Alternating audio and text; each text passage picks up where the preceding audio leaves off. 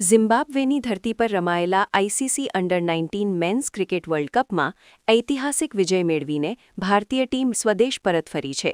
મુંબઈના છત્રપતિ શિવાજી મહારાજ આંતરરાષ્ટ્રીય વિમાનમથક પર આ વિશ્વવિજેતા યુવા ખેલાડીઓનું અત્યંત ભવ્ય અને ઉષ્માભર્યું સ્વાગત કરવામાં આવ્યું હતું. હાથમાં તિરંગો લહેરાવતા હજારો ક્રિકેટ પ્રેમીઓ, બીસીસીઆઈના પદાધિકારીઓ અને ઢોલ નગારાના તાલે ઝૂમતા પ્રશંસકો આ યુવા ચેમ્પિયન્સને વધાવવા માટે વહેલી સવારથી જ વિમાનમથક બહાર ઉમટી પડ્યા હતા.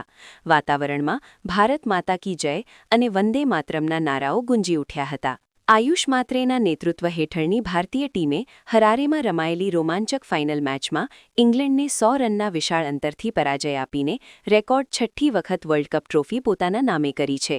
ફાઇનલ મુકાબલામાં માત્ર 80 દડામાં 175 રનની વિસ્ફોટક ઇનિંગ રમનાર સ્ટાર બેટ્સમેન વૈભવ સૂર્યવંશી અને કેપ્ટન આયુષ માત્રે ટ્રોફી સાથે વિમાનમથકની બહાર આવતા જ ચાહકોનો ઉત્સાહ ચરમસીમાએ પહોંચ્યો હતો.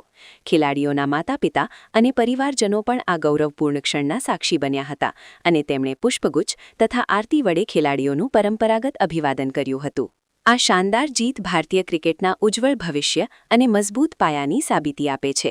ક્રિકેટ નિષ્ણાતોના મતે આ ટૂર્નામેન્ટ થકી ભારતને વૈભવ સૂર્યવંશી અને હેનિલ પટેલ જેવા ભવિષ્યના આંતરરાષ્ટ્રીય સ્તરના ખેલાડીઓ મળ્યા છે.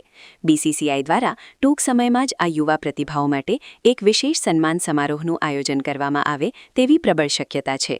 હાલમાં સમગ્ર રાષ્ટ્રમાં આ યંગ ઇન્ડિયાની સિદ્ધિની ઉજવણી થઈ રહી છે અને સોશિયલ મીડિયાના માધ્યમથી પણ દેશભરમાંથી શુભેચ્છાઓનો ધોધ વરસી રહ્યો છે.